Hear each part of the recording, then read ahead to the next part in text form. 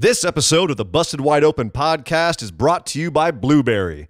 Blueberry offers the best media hosting, accurate listening stats, and their all-new PowerPress Deluxe sites, a no-setup WordPress website for your podcast with all the necessary links to share your show with the world built right in.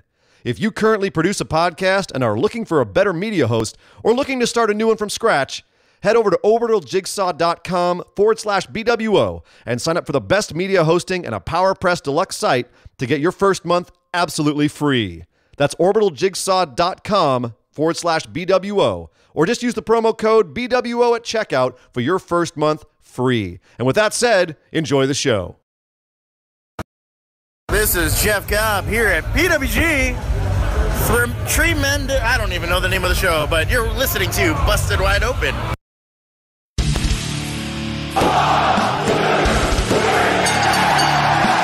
You're listening to the Busted Wide Open podcast, dropping the elbow on the hottest topics in sports entertainment and the world of professional wrestling. With your hosts, Nick Howell and Sir Ian Dangerous.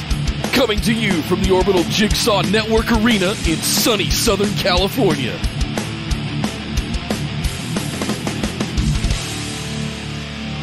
Welcome back to the Busted Wide Open podcast, our Patron Mailbag series, episode number 20. My name is Nick Howell. And I am Sir Ian Dangerous, and once again, we are here to answer your questions, and by your, I mean our patrons. That's right. If you are a patron of the show, you can ask us questions that we will then answer on this show, and the way to do that is to go to patreon.com/BWO and sign up for one of our Patreon tiers, and that way you can ask questions on this show as well as get swag at whatever tier you're at, possibly even all the way up to like Skype phone calls with us and all kinds of great stuff. You can also get involved in our pay-per-view patron pick'ems, and that way you too can join us on one of the WWE's Big Four pay-per-views and possibly win swag or even become the new champ. Current champion Chris White is waiting for your challenge. It'll be coming up at WrestleMania next time that happens, but only if you are a patron. So head on over and check that out and help support this show. Help us do what we do for you. And thank you to everyone who is already a patron for helping us out, for supporting the show. We do greatly appreciate it. And no amount of words can express how grateful I am and how Nick is as well for you guys and all that you do for us. Yes. So, yes. And to so do Nick, that, head over to patreon.com/BWO. Exactly. Right? That's where that is, right? Also, BWOpodcast.com. This show is for you guys, patrons, answer all of your questions. And if you guys want to get in on yours, you can certainly sign up. But all of our social media stuff and all that, I won't rattle those off all over again. You can find everything either in the description below here on YouTube, where we stream every Tuesday at 8 p.m. Eastern and every Saturday at 3 p.m. Eastern. But head over to BWOpodcast.com. Join our Facebook group. Get in our Discord server. Follow us on Twitter and Instagram. All that good stuff. We're in all the places. You can just come follow us everywhere. We're trying to make a goal in 2020 to put up content everywhere and somewhat exclusive to each platform in a different way. So one of my own personal goals that I want to have for this year. So not only YouTube, but Facebook and Twitter and Instagram and TikTok. Have you guys heard about this new TikTok thing? Man, the kids are using this TikTok thing. It's like Vine. It's like what we made with Vine 10 years ago, but then nobody liked it. But somehow now it's a thing. Yeah. Anyway, I just took enough pills to fill up this ramekin, because that's how I get served my pain pills and my stuff for my busted wing, in case you guys missed the previous episodes this week. I was out with shoulder surgery, so we are in full-on recovery mode, but blessing in disguise, no rotator cuff tears, no hardcore damage, just a blown-out bicep tendon. So, yeah, got a nice big old incision down my arm. Good times. Going to be a fun 6 weeks while I try to run this shit one-handed for the next couple of months. But we got a ton of questions in this week, Sir Ian Dangerous, and I don't want to waste any more time with my blah, blah, blah. Let's just get right into the questions. Let's do it. Kicking things off with Abraham. What are your thoughts on the shunning of ex-WWE talent Sasha Banks that rubs elbows with AEW? I agree that at some level there should be a no-compete type of view on these things, but I think some actions taken put WWE in a bad light overall. Also, still dizzy from Nick's promo. I don't know what you're referring to, Abraham. Walking in a circle giving a promo, dude. It was like a dog looking for a place to lie down.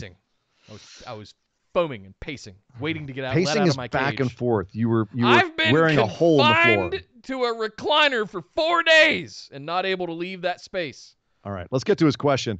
Shunning of ex-WWE talent. I think he's particularly referring maybe to Vicky Guerrero, who we talked about in the last show, as saying that once she appeared on AEW, WWE stopped returning her calls and they wouldn't let their superstars come on her podcast, and just kind of, won't talk to her.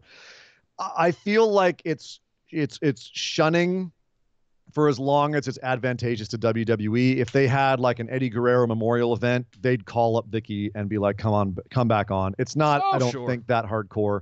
A lot of people in AEW still talk to people over in WWE and vice versa. It's not like, it's obviously like Britt Baker was in the crowd at NXT and they showed her accidentally, but it was still, it's not like it's like a hard line. It's not like it's as hardcore as it was back in the WCW, WWF Monday Night Wars days, where like if that Britt Baker thing had happened, it would have been a big deal. It's not a big deal these days. Yeah. It feels to me just like kind of general corporate policy. It doesn't feel like it's personal. I don't feel like obviously it sucks for Vicky Guerrero, but at the same time, it is what it is. It's business. You cross that line, you're on the other side. If you're supporting the other brand, you can't support both brands. So they saw that as, okay, if you want to support them, go over there, work with them. That's fine. But there's also a lot of podcasting inside baseball that's happening here as well. And that's something that you guys need to understand. There's a little bit of this being a work, some drama to get some hype around some stuff. AEW just launched their podcast this week with Tony Schiavone, and I believe it was it Dasha? No, Aubrey. Mm-hmm. So Aubrey was the first one on there. So Tony's going to have a podcast. Yay. It's the checkbox, right? Everybody's got to have a podcast. Well, and this is the thing is WWE is very, very much sticklers about who they let go on podcasts. We've reached out to try to get superstars on this show and been met with, unless you give us talk favorably, there's only certain questions you can ask. You know what I mean? Like there's a reason that Sam Roberts has all the stars on his show is because he's not going to push the envelope. They don't want the envelope pushed on any show that their stars are on. And now look at what Corey's doing.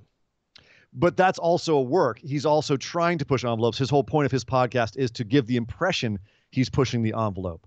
He's had to have pitched it that way. Hey, I'm going to say stuff that sounds like crap I pull off of Reddit or Twitter.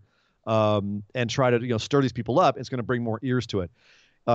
Basically, like he's working on controversy. That's his market. So, yeah, what I'm saying is I don't think that WWE is wrong to pull people from Vicky's show. That's just their business practices, and that's how it's always been. It's probably not Vince. It's PR people doing that stuff. It's probably not even like Vince saying, screw Vicky, how dare she? It's just business. It's a massive multi-billion-dollar corporation that has an army of PR people and social media lights. So trust me, they don't need Vince to make this call. They're doing this. They're protecting the company. Yeah, I don't rate it too highly. I'm not sitting here going, how dare you, WWE, you evil corporation. It's just. In other news, we got on business. AEW's official press list. Yeah. So that was a very easy email. Right. And the response was, sure, we'll add you to the media list. Oh, thanks. Well, cool.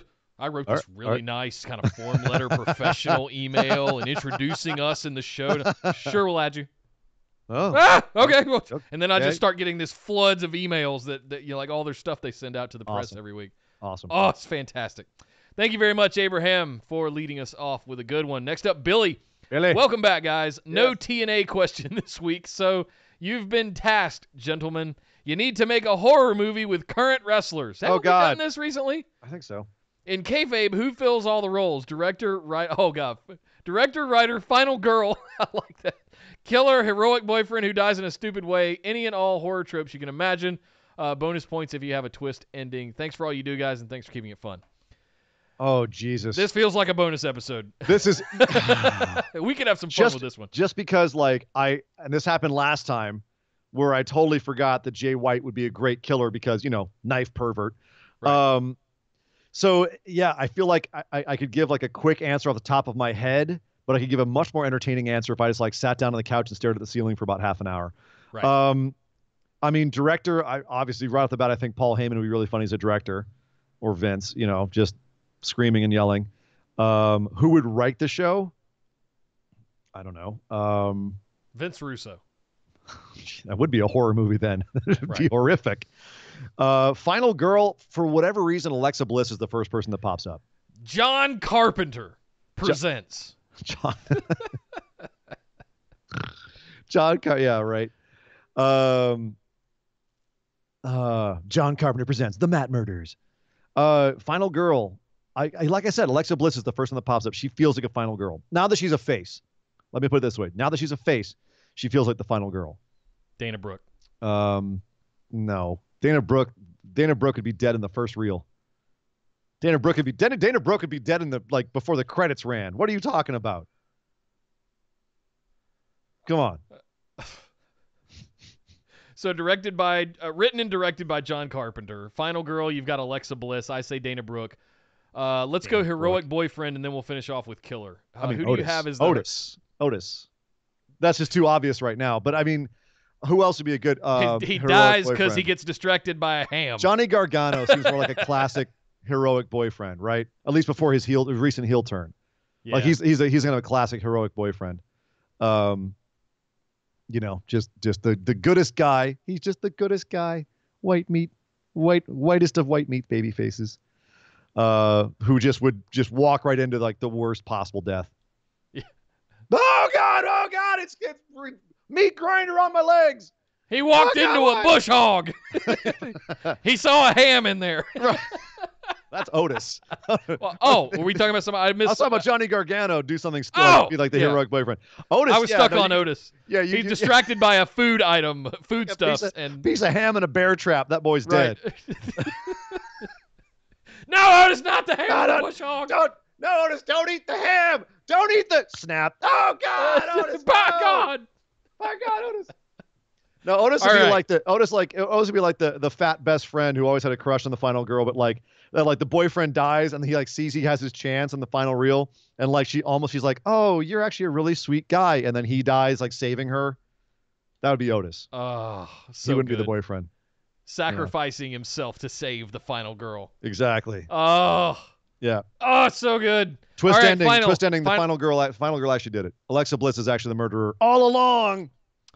I'm gonna go. Tucker is the killer. Oh, Jesus. Betraying Otis. You're just stuck on Otis being in this right now. You're just like, no. Otis plays every part. Otis comes back at the end. He's fine. The bear trap didn't kill him. With that in mind, let's tie it to real life. It's going to be Mandy Rose as the final girl. Tucker is the betraying killer, and Otis is the heroic boyfriend. Written and directed by John Carpenter. And Dolph Ziggler survives till the end. Written and directed by Eli Roth. Oh, God, no. Not the fire ants. Yes. Oh, Jesus. Pancakes, what? He's been mummified alive and fed to scarabs. Does kung fu and screams pancakes. Oh, it must be an Eli Roth film. Right. All right. There you go, Billy. When we get going, we get going. Oh, Jesus. Thank you very much. Next up, Brian asks, with the Hall of Fame coming up, I was wondering who you'd like to see make it in at some point and long overdue. Victoria. If you could possibly name top 3 male wrestlers, top 3 women wrestlers, and top 3 tag teams. If you want to throw in a manager or celebrity as icing on the cake, that'd be cool too. Well, celebrity, this is one I've been proselytizing for years. Girls just want to have fun, the rock and roll connection. You know what I'm saying? Okay. You got to go all the way back to that. As far as, let's see. I mean, the fact that Christian's not in is ridiculous. So he was one of my 3. What I've got: Cyndi Lauper, I've got Christian, I've got, let's see, Vader has to go in. Who do you got, Nick? Christian was one. I did that thing where I questioned somebody that's already in there. So that one's out. I had to verify it. Edge. If Edge didn't come back, Edge would be a no-brainer for me. Isn't Edge in? Edge is in? I believe so. Oh, God, did I do it twice? I think Edge is in. No. Check it out. God, I feel horrible. God, we do this every time. I know. I always forget. Yeah, 2012. Wow. Oh, I guess it was after he retired. That's right. Okay. Yeah. They thought he wasn't coming back. Oh. I'm surprised they didn't put Jim Neidhart in. Let's see. Women. Who do you have for women? Victoria, obviously. So they put in the Hart Foundation. They didn't do him solo. As the Anvil. Is that what you're thinking? Yeah. Okay. I think they snuck that. Yeah. But they got so British they Bulldog. Put him and Brett British in Bulldog. Last year. British Bulldogs going in this year, likely. Yeah. They should put in just the British Bulldogs and get Dynamite Kid in there too. That'd be good. Yep. But as far as women, Victoria, Miss Elizabeth, yes and yes. Bull Nakano. If Mickie James is done, I'd like to see her in there at some point as well. Jazz. Yeah. Jazz. Oh, God. Jazz needs to go in. You have to put Jazz in there. As far as guys, who have I got? I got Christian. I got Vader. Brian Pillman. The fact that Brian Pillman is in there is a crime too. The one that I'll admit that I had to look up at the beginning was Mick Foley. I wasn't completely sure what capacity he got inducted in. As the other Mick one Foley. That I know, but the other one that comes to mind there is Al Snow. Al Snow's not in? Is he? Not in? I suck at this game, by the way, guys. I haven't really looked at the list of who's in and who's not. I just have the ones that I off the top of my head. Tag teams, Demolition, obviously, but they're never going to go in. Like I just said, British Bulldogs. One of Al Snow's monikers was, the greatest wrestler you never saw, right? It was. So I feel like. Was his gimmick silly? Yeah, but it was over as hell, and he was a fantastic worker, and just he did some training for a while, all of that stuff. I'm a huge Al Snow fan, and I would love to see him get in there. If Mick got in there, I'd love to see him get in there. I'm shocked Al's not in there, but I guess, a lot of people aren't in there. Yeah. So, yeah, that's just off the top of my head. There we go. Tag teams? I'm sure we missed people. I said Demolition, British Bulldogs. Yes and yes. Hardy Boys, are they in there? They've got to be, right? Well, they're still wrestling. Not Hardy. The Hollies. I'm sorry, not the Hardy Boys. The Hollies? Yeah. Hardcore Holly, Crash Holly, Molly Holly. Crash should be in there if he's not in there already. Is Crash Holly in? Are you on the Googles? Yeah, I'm one hand. Crash Holly should definitely be in the Hall of Fame. And so is not in the Hall of Fame. The Dudleys? Are the Dudleys in the Hall of Fame? And if so, does that include Spike Dudley? Because if it doesn't, it should. That boy took the most hellacious bumps of the 90s. Period. Yep. So. Spike Dudley was the unsung hero. Seriously. Right up there with Al Snow to an extent. All right, that's mine. Crash Holly. Jonathan Sprague in the chat, the natural disasters. Oh God, I think they're both Tugboat and Earthquake. They're both in there on their own merits. I'm pretty sure John Tenta's in there. He's got to be in there, right? That's one for JB. Yeah. If he's not in there already, yeah, JB. Putting in some Brian John asked Tenta. a second question for you. He says, "What would you say was the best horror film from the last decade, or one that really stuck with you?" Oh God, you're asking as me to choose the amongst my owner babies? operator of Orbital Jigsaw, I would say this is a great moment to say Horrorpalooza, yes, a fantastic seasonal podcast that debuts during the month of October, where he goes over all of that stuff for the entire century. I do. I watched 31 movies for 31 days in October, and I make a podcast about it. It's a lot of fun. I might have to do just Cabin in the Woods. That's a really good one. Yeah, but that's kind of like more of comedy, satirical, Yeah, but I mean, if we're not breaking down subgenres here, we're like but if I'm gonna say what was your favorite best horror movie, I'm gonna that's I can't put that at the top because it's not really a horror movie. It has horror movie elements, but it's more kind of poking fun at the whole genre. It's really good. I mean, you've got the holy trinity of The Witch, It Follows, and Babadook in terms of awesome straight up horror movies. Movies that I've seen recently that in the last few years that I was that have stuck with me. It's not really a horror movie, but it's horrific, and that's Bug, with Michael Shannon, which is, dude, that frickin' movie, it's hard for me to describe it because it's basically people stuck in a room, going insane. And Ashley Judd gives probably one of the best female performances I've ever seen that was given no love whatsoever. That's one of the best female performances I've ever seen in any movie ever. Like, it was absolutely unbelievable. But it's just them going insane in a room. Bug is awesome. The remake of Suspiria blew me away. I know it's controversial. Some people didn't like it. I freaking loved it. A movie I watched this year that was really awesome and underrated, Autopsy of Jane Doe, was great. I'm just thinking of like underrated movies right now because a lot of good movies got love, but movies that I saw that I'm like, I knew nothing about this. Pyewacket, Pyewacket. Pyewacket was an awesome little indie horror film that genuinely creeped me out. I think they showed too much of the critter by the end, but it genuinely creeped me out. Raw was a really slept on French film was disturbing as hell. Starry Eyes was a movie that I thought got slept on majorly hard. Body horror. I'll throw Green Room in there as a slept on. Green Room is awesome. Green Room is awesome. So is Bone Tomahawk. If you want to see just an absolutely just gross horror film, Baskin, a rare Turkish horror film. Kill List is a really slept on British horror film that will just mess you up at the end. I Saw the Devil is probably the best Korean horror film I've seen. That or Train to Busan, but this is more like just gritty, down and dirty, disgusting movie. And then I got to throw out some love for We Are Still Here. That's another slept on movie. Don't look at me like that. This is my other, like, one of my other passions. I could go off about this. All right. We Are Still Here. I'll end on that. God damn it. I love it. No, I'm just enjoying watching you go. I'm like, Cabin in the Woods. And you're like, well, here's my PhD thesis on horror films of the 2010. I'm sorry. All right. I'll end on We Are Still Here. Barbara Crampton. If you loved her in Reanimator, she's MILF-tastic in this, and it's a really freaking amazing Lovecraftian horror film. I'll stop there.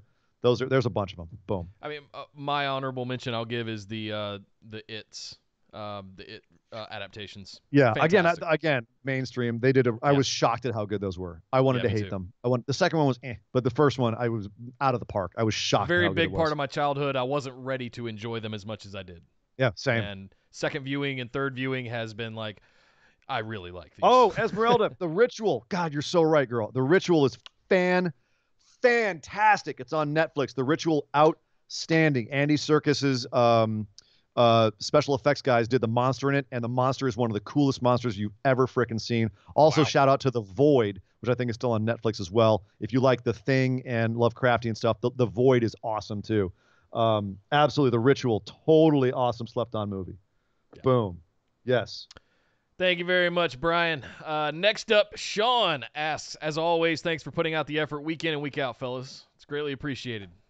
Thank you, Sean. Thank you, brother. Who do you want to see MJF feud with coming off the back of the Cody match? Ooh. It's tough to think because he has such good chemistry with Cody. There's such a big story build there. Like, it's going to feel like a letdown.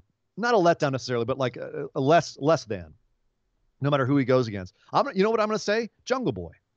Two young guys get each other over. Moxley's too obvious. That's the first thing I thought of, and I'm like, it's going to pale in comparison to the Cody feud. I think Moxley's going to take the championship off of Jericho, and I think MJF is going to be his heel foil to try and go get it, and that's going to be the next big build. MJF has earned it. They're not going to give MJF the title until later down the road when they can create a story where Cody takes it off of him. Calling it right now. Agreed. Okay. We just booked the next year of AEW. Yeah, but in the meantime, who's going to have the first match? I think Jungle Boy should, because they had a great match with some good chemistry a couple weeks ago. I think it'd be great for MJF to needle the kind of Jurassic Express. It'd be a good way to transition him down out of one of these top feuds. And it's two future superstars having a feud together and elevating each other. Yep. So there you go. Boom. Totally. Thank you, Sean. Next up, Yardy De Wanamaker. He did confirm in the Facebook group that I did say that correctly. I'm just unsure if it's Yardy or Jardy. Is the J silent? The J is silent. The J is silent. Hey guys, I've been wondering if the WWE not silent, it's ever. A y, that's what I think. I don't know. Please correct us. We're so sorry. Please correct. Tell us what the right way is. But shout out to Belgium. Thank you for being a patron, man. Seriously. Hey, guys, I've been wondering if the WWE will ever do a major pay-per-view outside the U.S. Interesting. We haven't had one of those since the 90s, if I remember right. The only one I can remember is SummerSlam 92 in London. What do you guys think that the chances are that the WWE will ever do a major pay-per-view outside the U.S.? P.S. Amazing promo, Nick. Thank you guys for the amazing content. I don't know what promo you're referring to. Yeah, Sorry. if you say so. Nick's promo. You guys keep calling it a promo. He was high as a kite. Right. Good grief. Floating around in circles. What do you think? So here's my concern about doing Keep kayfabe real. Keep kayfabe real there, Nick. Sure. Yeah. My problem with events is they're trying to go bigger and bigger. They're going into baseball stadiums now with 100,000 plus capacity. I wouldn't be surprised if they did the Rose Bowl one year with 110,000. Try and fill that thing up. It'd be miserable getting in and out of Pasadena, but I've been to the Rose Bowl once, the actual game. I'll never do that again. But anyway, the thing I was getting at was the venues here in the U.S. have some of the largest capacities in the world outside of the global football arenas. So footy arenas and stadiums typically have massive seating capacity. Right. Like they can put 150,000 plus people in some of those football stadiums. Well, if I recall correctly, SummerSlam 92 was 80,000 people. Yeah. So the question is the demand there? Yeah, Wembley's 80,000. I think they got up to 85 or 90 now. They've rejiggered it somehow. Right. Well, that's the thing is, can WWE put on a show over there that's going to draw that much now in the current climate? Will there ever be a major pay-per-view? I don't see why not. But the question is when and how and what. I think the most likely possibility is them going back to England, going back to the UK. By major going back pay-per-view, to London. I assume he's talking about one of the big four. But I mean, yeah, just a major event in general because they'll do tours out there, but they're not doing pay-per-views out there, right? They're just doing a tour of shows. So I would actually be curious if it's lucrative enough to just go out there for one pay-per-view these days, or if they make more money going out there and doing a whole bunch of shows. Here's the thing with events, big corporate events. They're booked out 2+ years in advance. Like you have to book the venue 2+ years in advance. So that calendar is set, unbeknownst to us, for the next 2 years most likely. They've probably got the next 2 WrestleMania, at least the big 4 pay-per-views for the year. Yeah. For each year, they've probably got those slotted and slated and booked for the next 2 years and maybe beyond. So it would be so far out, we'd just be guessing at this point. I can't see them doing that outside of the U.S. for the big 4 right now. Well, I'll tell you one thing that is happening. It's untested. One of the pay-per-views for AEW this year, they want to have in London. Yeah. So AEW wants to have a big show out there. So that's something to keep your eyes on. And if they see show. the numbers drawing from the European tours and things like that, they go to India, they go to Asia. If they see the draw happening there, if AEW goes over there and crushes it, WWE might come around and be like, "Okay, we need to do a pay-per-view over there too." Okay, there's a difference between AEW pulling 15,000 people and trying to fill 80 to 100,000 seats in a does major AEW venue. Though go over there and try to do bigger numbers than that? Do they go over there and say like try to shoot the moon and get like 40,000 people into a place? Yeah. Do you know what I mean? Like, do they try to go to a football stadium and try to put on a huge show? Like, see. How ambitious are they going to try to be with this? Yeah. You know? Could be. I would love to see it. I'm not naysaying it. I'm skeptically optimistic. There you go. As always. There you go. Thank you very much, Jardy. Next up, Martin asks from the UK. This might be a bit too long of a question, not to be a bonus show, but if WWE set up a tournament for the best NXT men's champ, who do you think would win? Also, can either of you recommend a good RPG? We'll get to the RPG in just a second. This is a good question. So I want to make sure. Let's classify this. A tournament of the people who've been NXT men's champ to find out who the best one is. So Sami Zayn, Samoa Joe, Seth Rollins, Big E, Bo Dallas, Finn Balor, Nakamura, Bobby Roode, Drew McIntyre. Who else? Cien Almas, Andrade. Ciampa, Gargano, Adam Cole. That would be the greatest goddamn show ever, by the way, if you had a tournament between all those guys. Can that just beat a pay-per-view? Like the whole 4 hours. Just like give me that. Running down those names, and I know we missed a few, but just running down those names, I'm like, God damn. I'm Kevin Owens. The bracketology. And it's a random lottery draw for your place too, like the 64, Jesus. like March Madness. Oh my God, the bracketology we can do with that. But he's asking, and this isn't no. If we were to actually like, so here's the difference between like what we have to do for a bonus episode and what we can do on this show. A bonus episode would be like, okay, give me all the matches, break it down, who wins, and give me the whole through line to who wins the whole thing. Just saying who wins overall, we can do that right now. Who would win overall as the greatest? Create the G1 in WWE with all of the NXT men's champions. And tell us what happens every night. Yes. That's Nick booking right there. That's the Nick booking show right there. Nick books the G1 in WWE. There you go, man. You can work on that next. That's a good one. Get that ready by the time the G1 happens in New Japan. Who wins overall? Who wins the tournament? I've got till October this year. That's true. You got extra time. Yeah. Who wins? Who is the best NXT men's champ? Who wins the whole thing? I'm torn between Finn Balor and Drew McIntyre. Man, I don't know. I think it comes down to, I mean, you've got Seth Rollins in there, dude. Like, it's got to be Seth, Adam Cole, Finn Balor, all in the conversation for the finish. I don't think Drew's in the conversation for the finish because he wasn't champ that long. Well, he got hurt, and he was on the fast track. Yeah, I'm just thinking about like levels of importance and length of reign and. Oh, we forgot poor Bobby Roode. Did you say Bobby Roode? I said Bobby Roode. Okay. Yeah, I said him.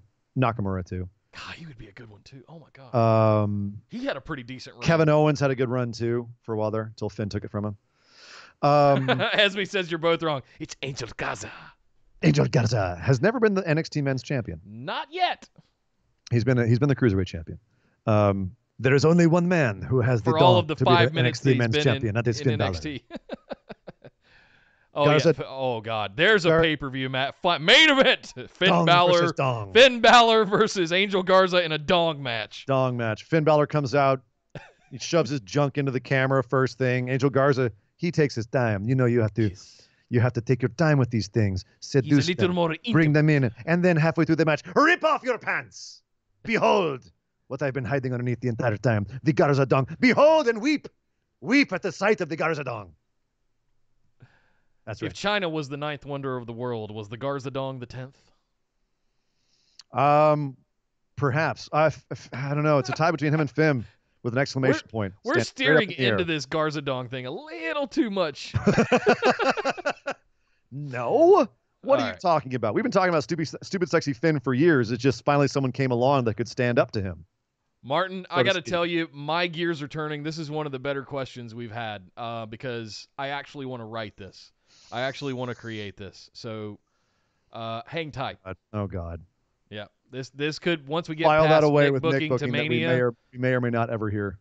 Oh, I might surprise you. Okay. Well, maybe even by the end he says, also, can either of you recommend a good RPG to get into? How much do you like to die? Right here, buddy. Do you want top-down action RPG, or do you want like over-the-shoulder third person? Do you want Skyrim, or do you want Diablo? Path of Exile is the new up-and-coming one that's really fantastic. That is super micromanagement kind of stuff for all skills trees and stuff like that. So there's some options out there that are big. Diablo 4 is right around the corner as well for an action RPG. It looks great too. Oh, it's beautiful. Man. It looks fantastic. You've also got Diablo Immortals coming out for mobile, which I'm 50-50 on. It could be great. It could be complete dog shit. But as far as RPG, I just played Outer Worlds recently, and as far as like straight up role-playing game, I haven't felt that much like completely open-ended, open options in a long time, where you can literally kill every single person you come across and still complete the story, still complete the game, get to an ending. Or you can, be friends with everyone. You can be mean to some people and nice to other people. Like, you can truly role play in that game, which is, I think, a big achievement. Yeah. But you know me, I'm wearing it right now. If you're going to talk to me about role playing, I gotta say Dark Souls, the Dark Souls series, and Bloodborne and FromSoft in general. Not Sekiro though, because it wasn't role playing because you were playing a character in that one.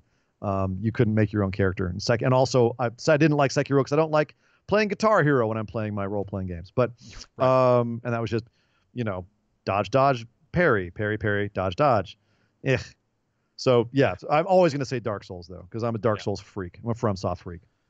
How could you have known that he was going to ask that question for you to wear your Dark Souls tank I today? did not. It's just I just wore it because I love Dark Souls. I am that nerd. I'm 100% that nerd. Yeah. Thank you very much, Martin. Next up, Kyle has 3 questions. Since I won't make the chat Saturday because I'm going to a rodeo. Yeah. One is complex. The other 2 are straightforward. So here it goes. With Seth and Becky reportedly going on a break to get married and have a honeymoon after Mania, how do you book around Seth's absence in all likelihood until he comes back for the build to SummerSlam? Buddy isn't ready to, it's Murphy, isn't ready to play Judas yet as a character from what we've seen so far, and AOP aren't necessarily leader characters. How do you, if Seth and Becky are both leaving Raw, your top 2 stars on Raw, and they're going to be gone for, let's say, 2-3 months? They're AOP and not leader characters. Well, they're certainly leaders in suggestive symbols on their chests, but no. That was a great thread, by the way. Whoever started that, what their finishing move would be. For the authors of Poon. Yeah, that one. Thanks a lot for JB for ruining the authors of Pain forever by pointing out that their symbol looks like a vulva. The obstetricians of pain. The finishing move of the pap smear. What was that? Andy Jessup's one who suggested that? I said the finishing move should be the Sweet Quim music. Yeah. But anyway, we have fun here, guys. Oh, geez, that's 2 conversations we've had in a row about genitalia. All right, let's move on. I don't think the world's gonna end on Raw if Seth and Becky disappear for a month to go to plan their wedding and have a honeymoon. It's gonna be in June. Tell me what you're missing out on in June. Or even Backlash. Like the end of April into June. If it's one of those things where it builds up to WrestleMania and Seth and KO finally have it out at WrestleMania and Seth gets beaten into a pulp and then disappears and Becky gets murdered by Shayna and disappears and they go off for a month because, quote, Becky's injured and, quote, Seth has been beaten to a pulp and they're gone for a month off of TV. No big deal. I think that you can have it, have Murphy be kind of adrift or have him trying to hold it together while Seth is on the sidelines or something. Like there can be a little mini story that happens until Seth comes back. If you want to keep that faction give Murphy together. A feud of his own. Look at what they're doing with Inner Circle on AEW. There's like 5 feuds going on around Inner Circle right now. You're telling me you can't build more than 1 feud out of a main guy, a sidekick, and a badass tag team? There's so much you could do with those guys while they go off for a month and do stuff. Yeah, I don't feel like you have to advance the characters that far if Seth goes away for a little bit. Yeah. Nah, it'll be fine. Next up, he said, with Otis stepping out from hiding when Mandy was leaving this week, are we beginning to see that line between sweet and creepy they've been straddling crossed in how it comes off on TV with Otis? I don't want Jaded Stalker to come into this, but I didn't read it. Yeah, I didn't read it that. I read it like he had come to say hi and like saw that Ziggler was standing there and didn't want to confront Ziggler at that moment. It wasn't like he was like creeping up and overhearing. It was and like stalking her. It was that he just happened to overhear it. It may have not played that way to you. And maybe they're going to go that way. I don't think they should go that way. No. It's going to be a chivalrous knight in shining armor kind of moment thing. I feel if it read that way, that was not the intention. No. Him being creepy. No, I don't think they're going to do that. Yeah. Lastly, oh, go ahead. No, that's it. I think if they're worried that it goes that direction, they'll pull it back and try to get back to knight in shining armor. Yeah. Lastly, says, looks like we're getting Dijak versus Lee again since Lee is probably getting sent to Maine after Mania. I think that's an unfair assumption, by the way. Should this be a stipulation match for the final time in NXT, and what should it be? Me personally, I dream and dread at the thought of these 2 men being given a ladder to get the title after Portland. Let's get nuts. You want to get nuts? No. Let's get nuts. No, I love ladder matches. These are 2 guys I don't want to see on a ladder. No. You shouldn't put guys this size on ladder. Someone's going to get injured. That's just a bad idea. I booked my Big Hoss ladder match for Mania. Big Hosses shouldn't be on ladders. It scares the crap out of me. Legs are going to get snapped. Like, just no. Cage match or something, maybe. Sure. I think Keith, well, that's even scarier because then they're doing freaking moonsaults and Spanish flies off the top of the cage. So, anyway, I feel like Lee has probably got another 6 to 12 months in NXT. I don't think he's I coming don't out see he's this going cycle. to Maine. I think he's probably next in line to challenge for the NXT championship. He'd make a fantastic face champion. That's your explanation for it. I just think that he's one of those guys that's become core NXT, and I'm sure Vince saw him, was like, oh, I like that guy, but I don't think that Vince is going to poach him just yet. I could be wildly wrong on that, and Vince could totally poach him after WrestleMania, and I would dread it if he did. I'm hoping that Lee sticks around NXT for quite a while longer. I think there's a lot more. He's got a banger of a theme, great logos and merch. He's a great talker on the mic. He's got his little signature move things already.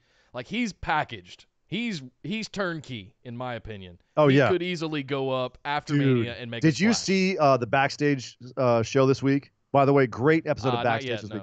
If you guys haven't seen it, Keith Lee was on. Are those on the network, by the way? They are not. FS, that's but why if you have like the Fox. It's FS1, I think, right? I'm not DVRing it. I need to fix that. No, but if you have the Fox app, it's on there. And, okay. There's a bunch of clips of it on YouTube as well.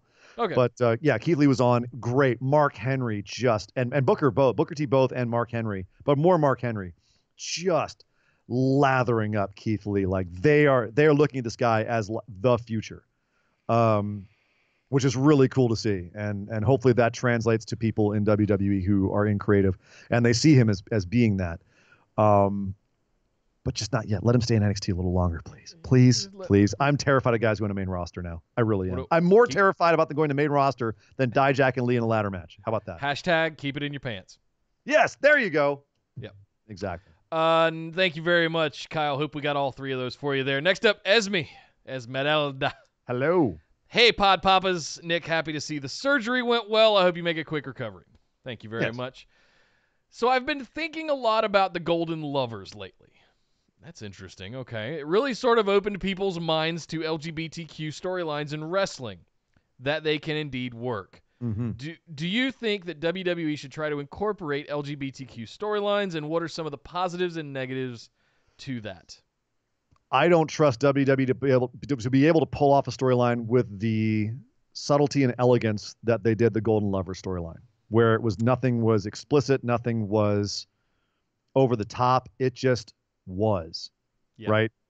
I think Velveteen Dream dances that kind of non-binary androgyny line. Yeah, exactly. But that's not LGBTQ really. That's just like like an Exotica or like the Gold Dust kind of thing as well. So I don't think that's it. I think if you look at the Golden Lover storyline, it was just kind of there, but they also built it up over so long. That's what made it good as well. And I think we had this question last week or the week before, where do we ever think that they're going to get it right with LGBTQ storylines? At some point, maybe, but I think it'll be NXT that does it right first. I don't think main roster has the attention span or the subtlety to be able to pull it off. And I think that's why we saw the Liv angle get dropped so quickly when they were like, oh yeah, Lana and Liv are ex-lovers. Pull the chute. Boom. They just, yep. Honestly, I appreciate the fact that they just said that was what it was, and it was matter of fact. They never questioned their sexuality after that, but it was done as like a shock thing. It wasn't done as a something where they were trying to open people's minds. It was done as a these two ladies banged. You know what I mean? Like that's how it felt. And so I don't rate that as being like a real LGBTQ storyline. No. So will WWE ever do it? Can they ever do it? Can they? Yes. Will they do it right? I doubt it. One thing I'm hoping, real quick, is that AEW continues the Golden Lover storyline at some point by having Kota Ibushi come over to AEW. And if New Japan and AEW can work out some sort of relationship, it can actually continue there. So, and it can be done right. I have a hunch that this is a judgment call by WWE based on fan base and audience. You still have a very large portion of society out there that does not believe that gay marriage should be legal. You have a very strong evangelical base out there that does not believe in or could turn against something like this. You potentially stand to alienate a good portion of your fan base by introducing these kinds of storylines. Right, wrong, or indifferent. Let's stay objective here.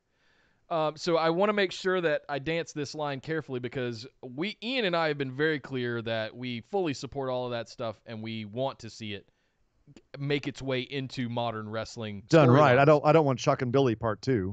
100% agree. But I feel like it might be a judgment call of let's not do anything to alienate or stop people from giving us money. Or they could potentially do something like that. Well, let's be clear. AEW is already doing it. AEW already has an LGBTQ storyline going right now, and that is Nyla Rose is their women's champion.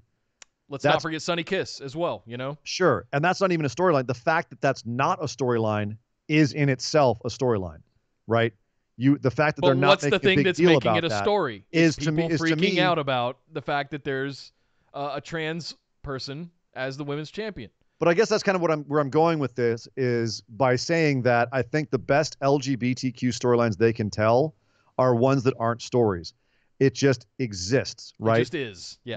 Your women's champions happens to be trans, but you're not making a big deal out of it. That's a storyline that isn't a storyline. It's just there. That's an LGBTQ storyline that isn't a storyline, but it's there. And that's actually, I think, more important than if they had made this the whole story of, hey, this is a trans wrestler. Now she's our champion. And it's a whole story behind who she is and how that happened, right?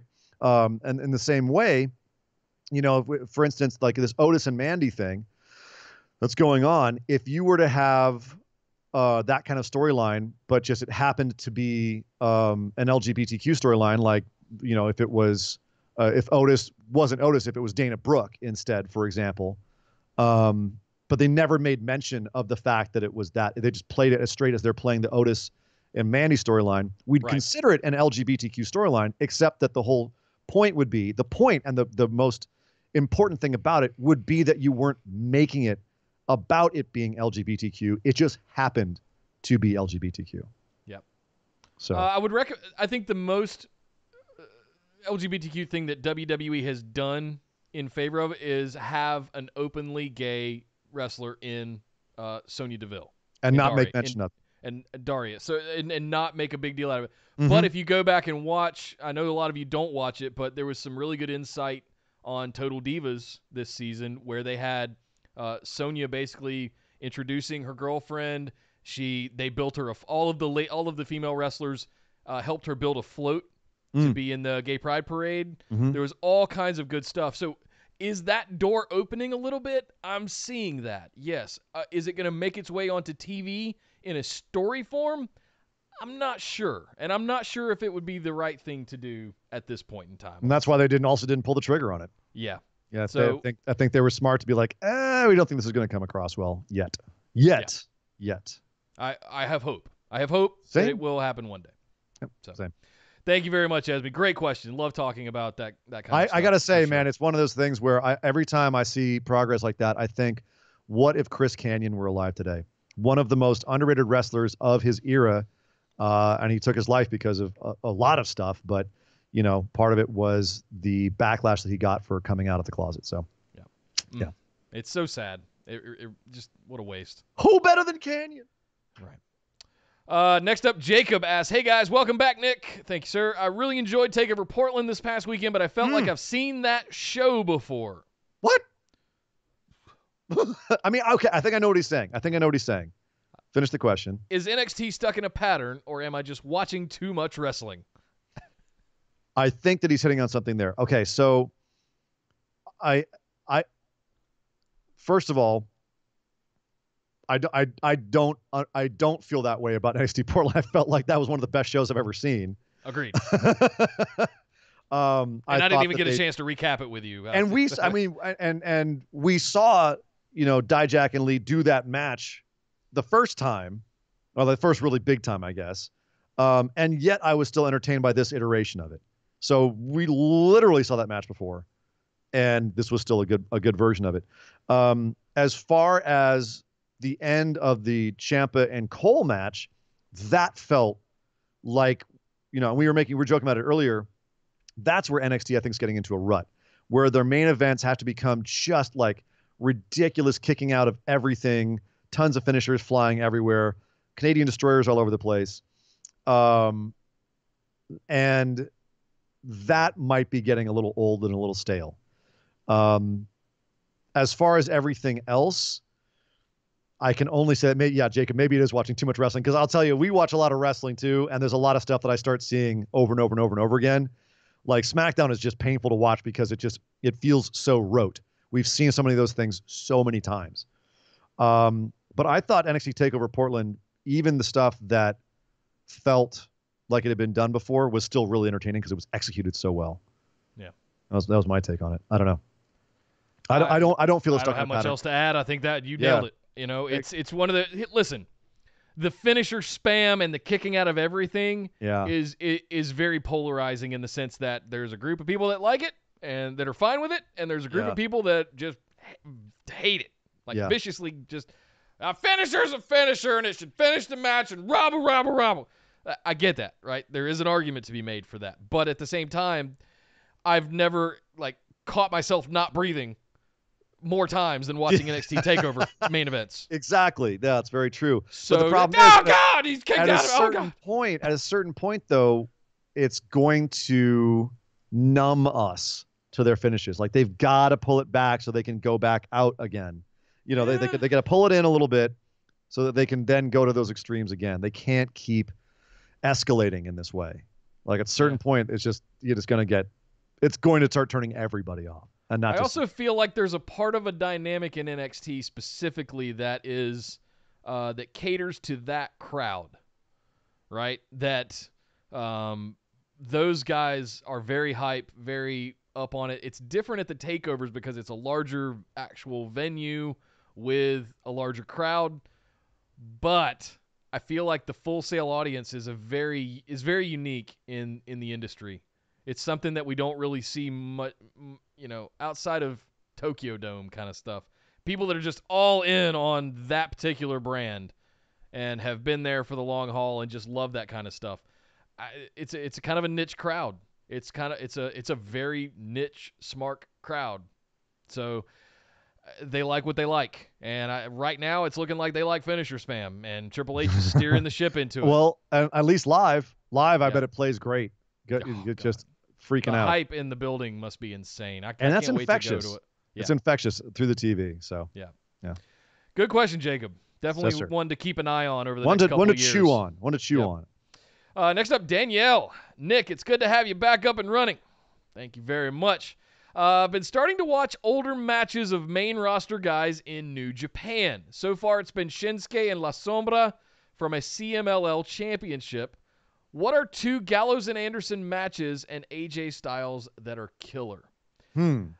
I can't not say them turning on Balor. That was right at the beginning. I'm thinking of actual matches, and the Gallows and Anderson match that I always think of when I think of them in New Japan is Gallows and Anderson, and it was Tag League 2015, I believe, because that was kind of at their height. It was Gallows and Anderson versus Goto and Shibata in Tag League. And it was just a war. It was awesome. Carl Anderson was a singles wrestler a lot in New Japan. And he had a bunch of great singles matches. His run in the G1 when he was in the G1 was great. His match with Tanahashi was great. He also had a match against Nakamura at, I think it was Power Struggle. That year, 15, I think. 15, might have been 16. Okay. Right around then. I can't remember which year. But Anderson versus Nakamura, if you want to see how good both of those guys were in New Japan, there's one. Nick, I found a match the other day that I was like, dear God, I've got to show Nick this match. And it involves Gallows and Anderson back in the day. And that was, there was at one point a combined pay-per-view, a New Japan Ring of Honor crossover called Global Wars. I remember that. It was in Toronto.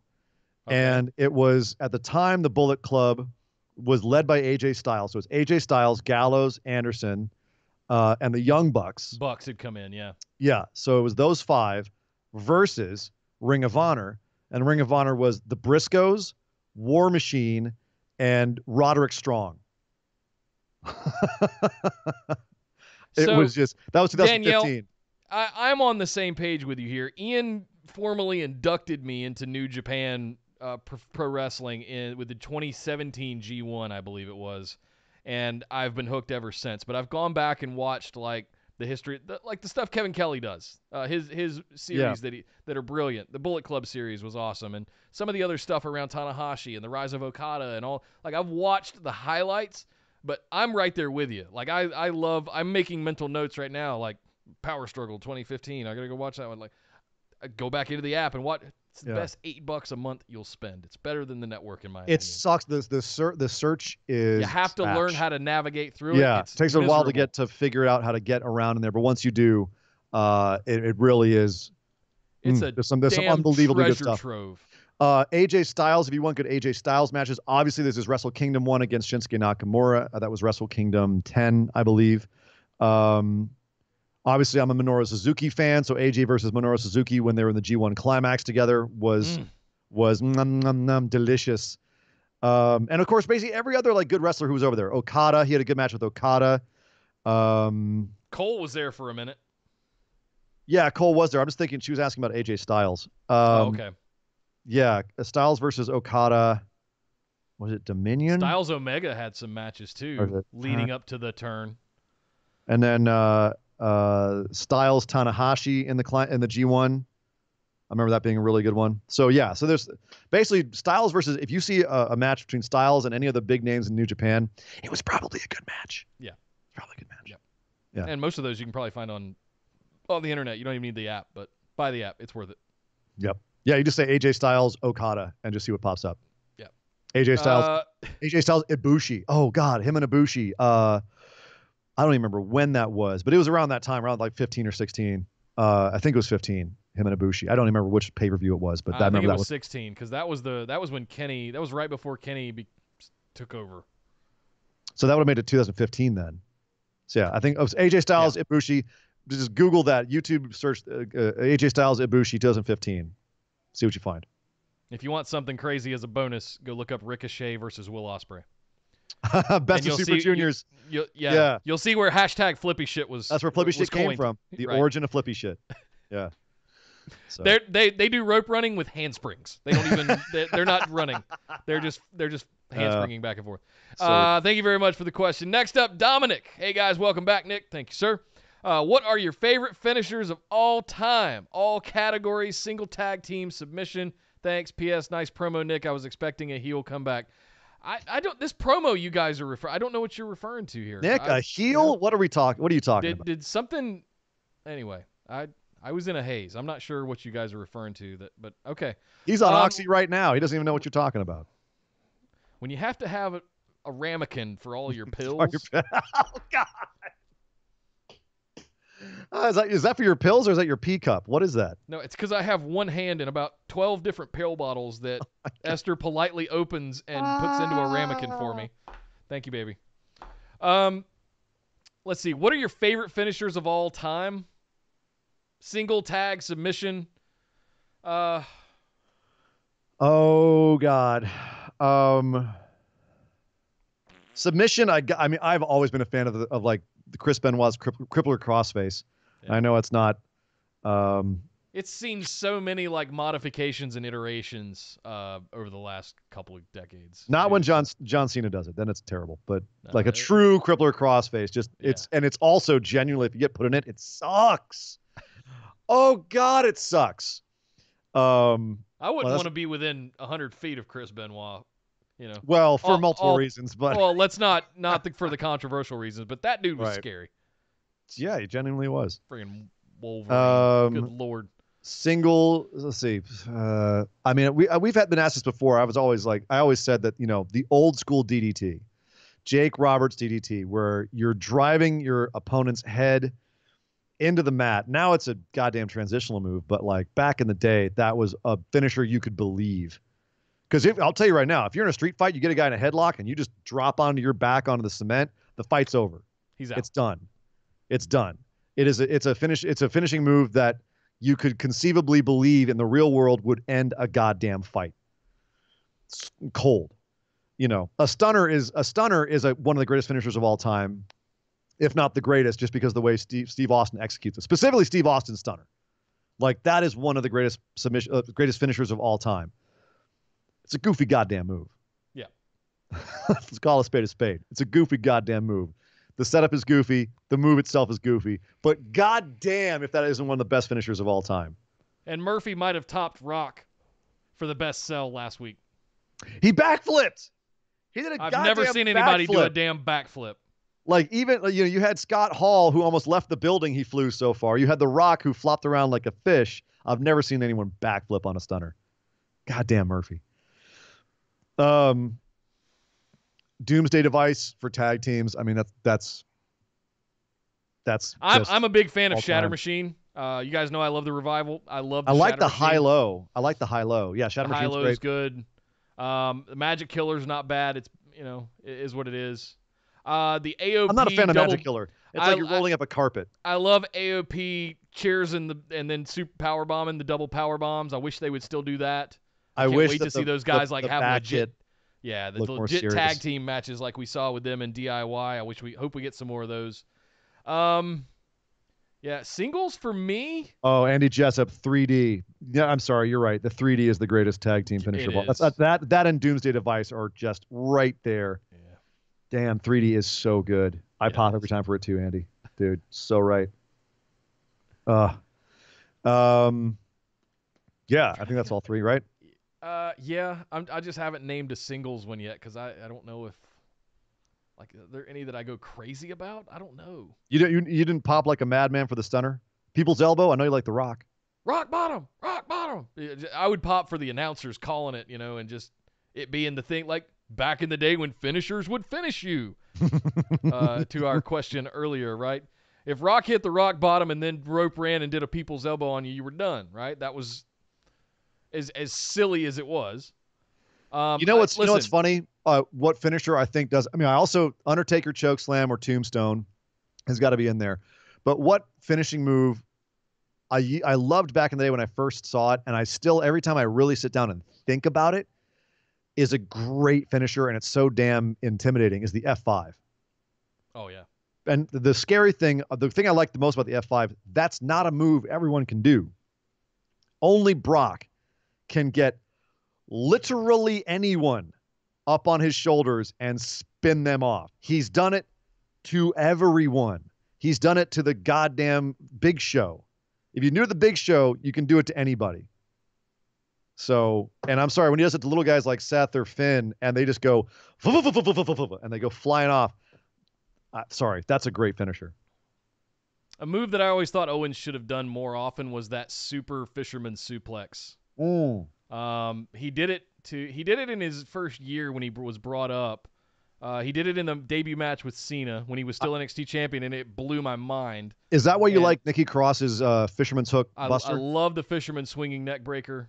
Elias does that as well, the drift away. It looks a little bit better when Nikki does it. Ruby Riott also had a draping neck breaker that she would do in NXT that I hope she would bring back at some point. It might be a little too risky, but she would put you up on the top rope, and it's kind of like what Randy Orton does with that draping DDT, except it's from the top rope and it's a neck breaker. Okay, here's one. It's an RKO, Nick. Basically. Here's one. Yeah. Okay. I got a bonus question here for you. Okay. RKO, Diamond Cutter. Which one's better? You gotta pick one. You can't say both. Diamond RKO. Cutter or RKO? RKO? RKO because of Randy. Because just how he does it, the smoothness, the execution of it, yeah, and the out of nowhere nature, the suddenness, of it. Yeah. Same with his power slam. I think he's evolved into probably the better power slam. Sorry, Goldust. I like Randy's better. It's just snappier. Joe is gonna hurt somebody if he keeps doing it. He's kind of stopped doing it. Yeah, good. Hopefully you learned your lesson with the Muscle Buster there, sir. But anyway, sorry to dig up old scabs. That's right. Yeah, I like moves that have technique to them. Like there's something that makes it unique. Like when you're doing a Fisherman Buster kind of modification into, a suplex of sorts, right? That one that he did to Cena off that second rope was just magnificent. He's done it a time or two, but instead of going to the stunner, I wish he would have done something like that. Best top rope finisher. What's the best top rope finisher? No, I'm saying what's your best top rope finisher? 5-star frog splash, man.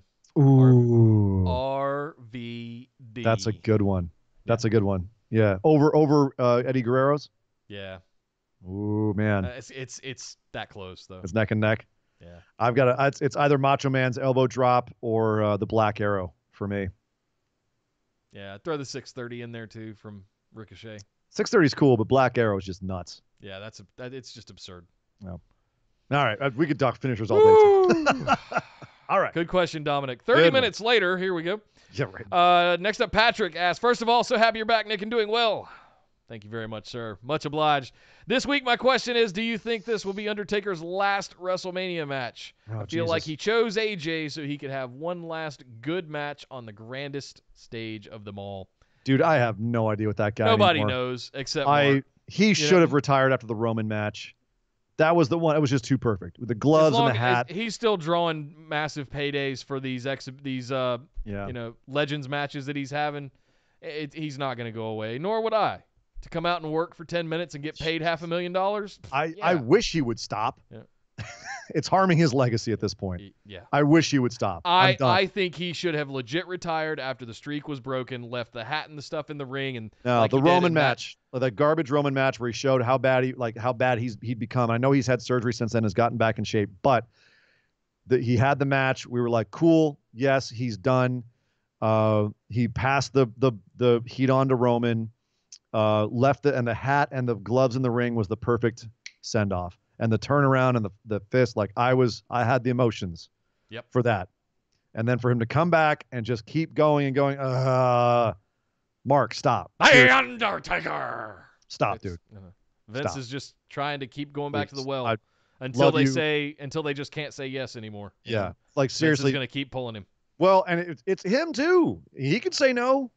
He could say no anytime. It's just, but as long as you can go back out there and do it more, sometimes you just don't. It makes me wonder if he's into Vince for something like Rick was into Vince for $800,000 at one point, right? That story. I'm wondering if Mark's Ric into him. Flair, and you and I both know that Ric Flair's spending habits are abysmal. Understand. He's been bankrupt more times than Goldman Sachs. Like he is absolutely a mess, and I think Mark's way more responsible than that. Although I know he went through that period of like bikes and hookers, but strippers. Excuse me. He was married to Sarah at the time. My bad. But it's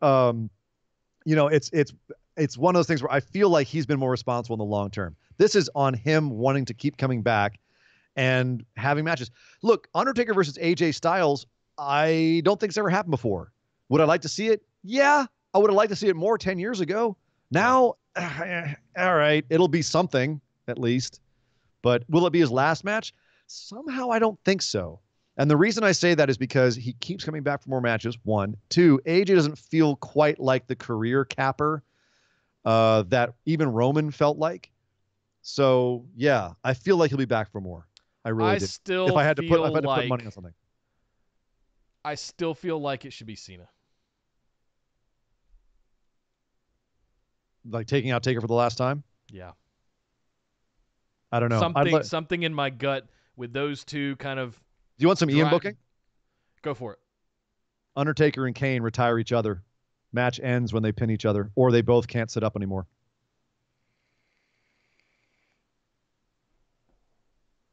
I'm processing. I really love that. Would it work, though? Would it be what we want it to be? I don't think so. I feel like Cena could go out there and muscle through it and put on a hell of a match. Yeah, for both of them, but I don't know if I like the poetry of the Brothers of Destruction fading out together. Like I like poetic endings. Do you know what I mean? And that's the only poetic ending I can think of off the top of my head for him at this point. So I would love to see something where Taker in what could be his last match picks the wrong fight and somebody just beats him to a bloody pulp and Kane comes running out to save his brother and helps him out, and that's kind of that's the end. That's sort of the poetic end. Yeah. I don't think them fighting is it'd be like watching molasses pour. What are they going to do? Choke slam each other to death? On Undertaker's last match, he should be led to the ring by Bruce Pritchard. Throwing that out there. Throwing that out there. All right. Let's see. A couple more. Next up, thank you, Patrick, first of all. Josh asks, I'll keep it simple. Who do you think is the best wrestler to never hold a world title? The best wrestler to never hold a world title? Jesus. I'd have to see a list. Crap. I'm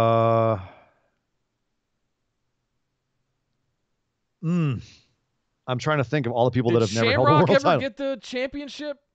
He did. I mean, are we talking best like sports entertainment wise or like technical standpoint?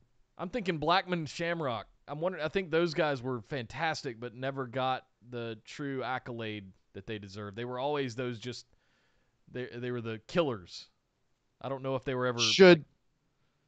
Yeah, I'm trying to think. Are we talking about just WWE or WCW? Because the best wrestler. He's not saying WWE. Off the top of my head, Piper. Piper never had a world title? No. Wow, that's hard to believe. Isn't that crazy? Damn. That's gonna. Trying to think who else. Andy Jessup says Scott Hall. Scott Hall's another good one. Yeah, they of all the NWO guys, he never got it. Arn Anderson, he was a tag guy. That's right. And they never could get Arn and Flair after Flair left. They never could get them back together. No. I went. Here's a funny nugget. I'm making Rick references because I watched in all of my stupors of the last 3 or 4 days. I went back and watched like 2015 and 2016 episodes of the Stone Cold podcast where there were videos, and one of them that was really good was Ric Flair. The Big Show and also is surprisingly good, just from the kind of the history, revisionist history, if you will. The stories that come out of that, and there was this one that he had where he tried like hell to get Arn to come over. And they just wouldn't do it. And yeah, Arn is a good they mentioned Jake the Snake in the chat. That is very true as well.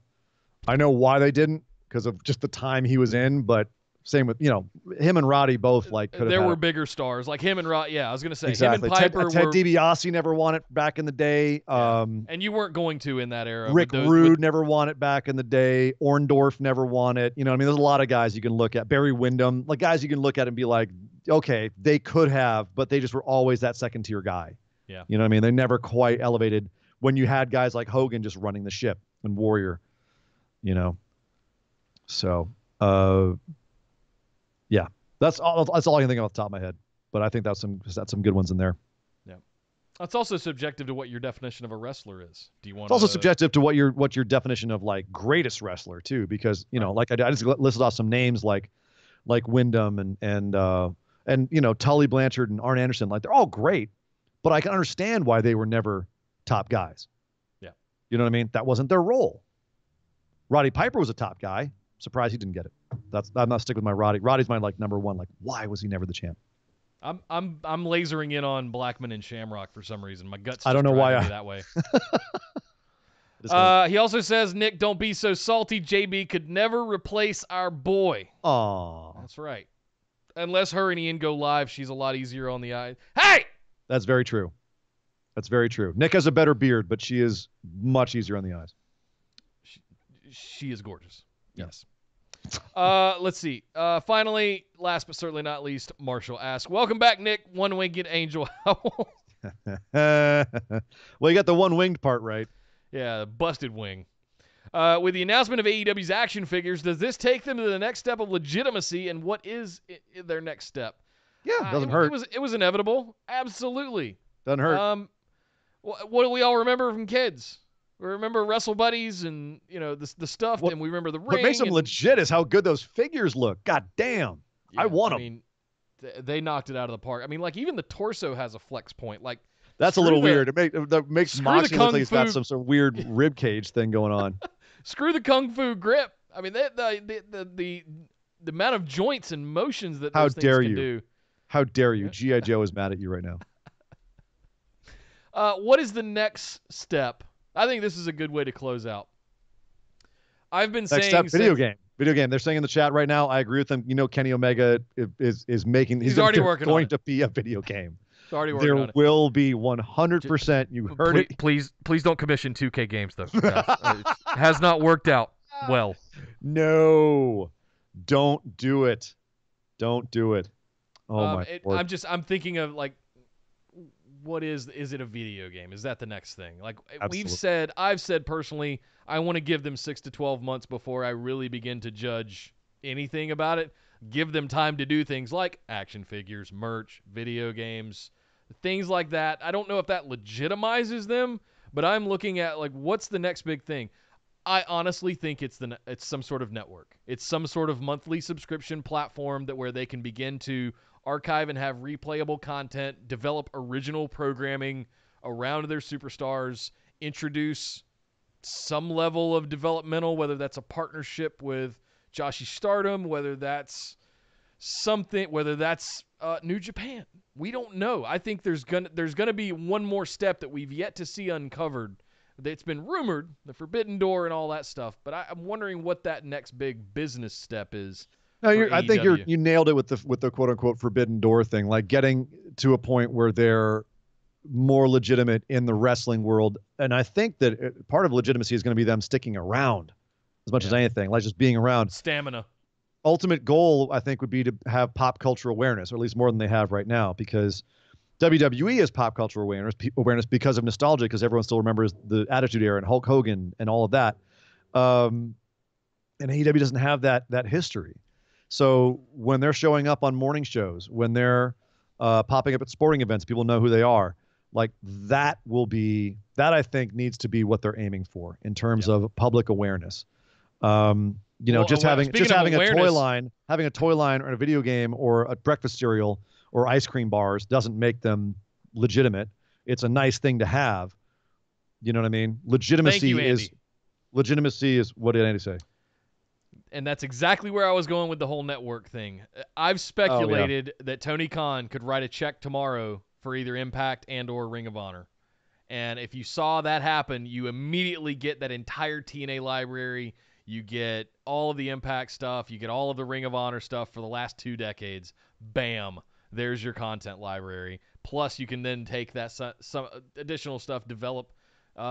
What's the New Day doing? Podcasts and video game playing tournaments with the superstars and fun side content. I'm telling you, man, I've been saying it since before they launched. Yeah. You're going to have a plan for an online streaming platform in 2020. It's inevitable. Yeah. Well, they got the YouTube stuff's going pretty strong for them, so they got that. Big time. And if you could take that over to the network and make it exclusive, that could be a big deal. Cuts off a lot, but if they do that, they have to make it free and out there, because again, that's what I'm talking about in terms of, getting the awareness and mainstream acceptance. Is it's got to be out there for anyone to go look at. Yeah. So making it exclusive probably wouldn't be a good idea. Some content, yes, but still want to draw new eyes to it. There's been a whole thing going on lately with Twitter and Fight TV trying to shut down people who make GIFs on Twitter, which go GIFs, and they go mimetic and they bring eyes to your product. I think AEW should actually be supporting people who are making GIFs of their product, because that's free advertising. Yeah. And one of those, like, look at what Keith Lee is doing for NXT. That man's a GIF machine, a machine. I've seen people in conversations and they know nothing about wrestling, and they're throwing Keith Lee GIFs out there. They'd have no idea who this guy is. It was just funny looking. Yeah. You know what I mean? So, yeah, totally. there's a market there. Totally. Well, guys, that is it. Thank you very much to all of our patrons for all of your awesome questions this week. You guys deliver week after week all of these awesome questions, and it just helps us make more content for you guys. So thank you very much. If you'd like to get your questions in every week for just $5 a month, you can head over to patreon.com/BWO. Sign up, become one of the awesome, phenomenal ones with everyone else, and you get access to all kinds of cool stuff like bonus episodes, sweet swag, Skype calls with Nick and Ian, all kinds of good stuff over there. Hell, you could even go, whoo, full-on Nature Boy status and become an exec producer of the Busted Wide Open podcast for a very reasonable price every single month. But guys, that is it for our show today. BWOpodcast.com for all of our social links. Make sure you're following us everywhere. If you're watching on YouTube, links in the description to everything below in the description underneath this video here. Make sure you get into Discord, because we got Revolution coming up. Super Showdown on Thursday. We will have a chat channel for that, so we can make fun of it all live while it's happening. I believe it starts at noon Eastern, that show next Thursday. Really? So we'll definitely want it. Yeah, it's middle of the day kind of stuff for us here in the U.S. Yeah, that's early morning for you. You'll be coming over from work Wednesday night. Right, yeah, pretty much. Thursday morning. I might not be awake in time for that. BWOpodcast.com. Follow us everywhere. Thank you to all of our patrons for all these awesome questions. And make sure you guys are subscribed to this YouTube channel, youtube.com/bustedwideopen. And hey, give us a like on the video if you like what you're listening to or any other videos that you find here on the channel. The algorithms appreciate it, and we need them subscribers. So thank you guys for all the work you do in spreading the good word of the Busted Wide Open podcast. My name is Nick Howell. You can find me on Twitter at DataCenterDude. And I am Sir Ian Dangerous. You can find me on Twitter at Sir Ian Dangerous. But by God, would somebody stop the damn match? This show is part of the Orbital Jigsaw Network. For more episodes, subscribe to us on iTunes, Google Play, or Stitcher Radio. For details and show notes from each episode, check us out, orbitaljigsaw.com.